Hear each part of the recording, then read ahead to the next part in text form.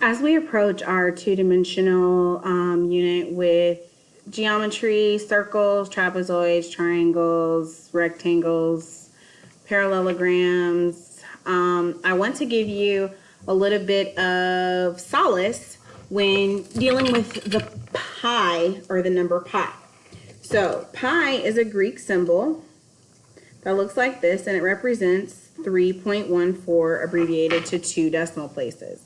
It is an infinite non-repeating decimal that goes on and on and on and on forever. You can do a little bit of research for it. Some mathematicians like to celebrate Pi Day on March 14th, get it, March 14th, and go all out and eat pie and all that jazz.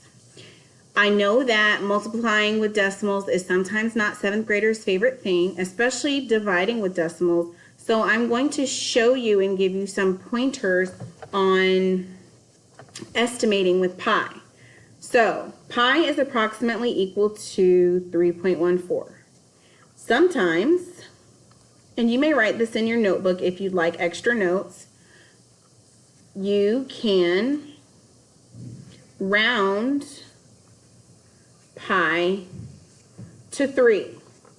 But keep in mind that when you're rounding down, your answer, whether it's a circumference, whether it's an area, a diameter, or a radius, is going to be a little more than that answer, because 3 is less than 3.14. So your final answer is going to be more because the exact number that you should be multiplying by is more. So sometimes you can round pi to 3. However, your final answer, like I said, whether it's a diameter, radius, circumference, or area,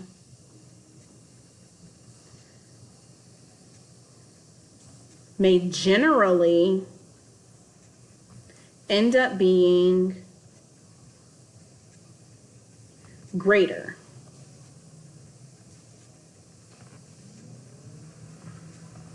Here's what that looks like in context. If I had a circle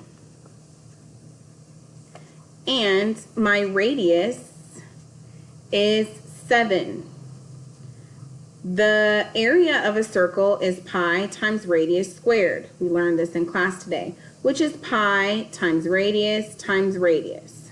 This also looks like pi times 7 squared, which also looks like 49 pi. There are several different ways that you can write this, but the actual number multiplied out means I will take 49 and multiply it by 3.14. So my final answer is going to be over here, and then down here I'm going to come and show my work. 3.14 times 49. Okay, 9 times 4 is 36, 9 times 1 plus 3 is 12, 9 times 3 plus 1 is 28. 4 times 4 is 16, 4 times 1 plus 1 is 5, 4 times 3 is 12. Add these, no number there. 6, 8, 13, 5, 1, 2 decimal places to the left. My final answer is 153.86. Now, if I were to approximate or round, pi at 3, then my area would look a little different. It would be pi r squared, which would be about 3 times 7 times 7, which would be about 49 times 3, because 7 times 7 is 49, or 21 times 7, whatever works for you. Come down here, 49 times 3. 9 times 3 is 27, 4 times 3 is 12, plus 2 is 147. This is what I mean by your real answer will be greater. This is your actual answer. This is your estimate. I give you this because if you were to have a multiple choice question that had answers 130, 154, 275, or none of the above, I want you to be able to choose an answer that's a little bit greater than this if that is your estimate. Reasonably greater not 100 something more greater. So your best estimate would be this guy. Best guess. Now, the only time this works is really with multiple choice questions. So if you have a homework assignment, if you have a TTM assignment where you're trying to figure out how to maneuver with pi, you can round pi down to 3.